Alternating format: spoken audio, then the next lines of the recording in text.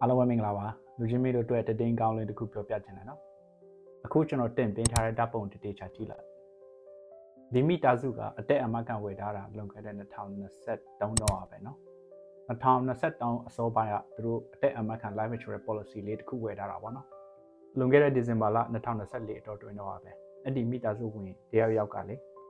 ယောဂတစ်ခုရသွားတာပေါ့နော်ဆိုတော့ဒီ9လပိုင်း2025အတော်တွင်ထဲမှာ insurance company စီကချက်တစ်စောင်ရတာပေါ့စဉ်းစားကြည့်လေ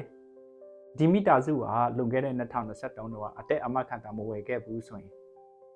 အခုချိန်ဆိုရင်တော့တော်တော်လေးအခက်အခဲရှိမှာပေါ့နော်ပိုက်ဆံ9000တာရတယ်ဆိုပေမဲ့လို့လည်းအခက်အခဲတော့ရှိမှာပေါ့နော်ဒါပေမဲ့ငွေကြေးနဲ့ပတ်သက်လာလို့ရှိရင်တော့အရင်ကထက်ပိုပြီးတော့အဆင်ပြေတယ်လို့ပြောရင်တော့ရတာပေါ့ဒီလိုပါပဲလူချင်းမင်းတို့လည်းဘယ်မြို့ဘယ်ပြည်နယ်ဘယ်နေရာမှာပဲနေနော်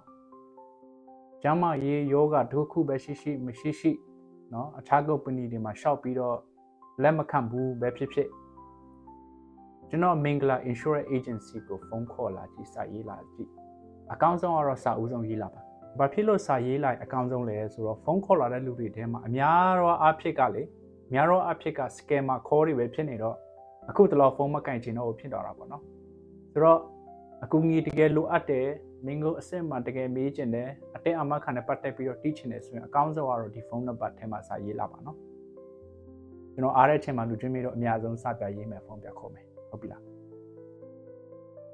အစောနာကမိသားစုလိုမျိုးပဲလူချင်းမေတို့ကူညီပေးရင်လည်းရတယ်နော်ဘယ်မျိုးပဲပြည်နေမှာပဲနေနော်မင်္ဂလာ insurance ကအမေရိကတစ်ခုလုံးမှာလုပ်တယ်အခက်ခဲရှိရင်ကျွန်တော်အစနေဆုံးထိအခမဲ့ပဲလိုက်ပြီးတော့ကူညီပေးတာပေါ့နော်အားလုံးပဲကျေးဇူးတင်တယ်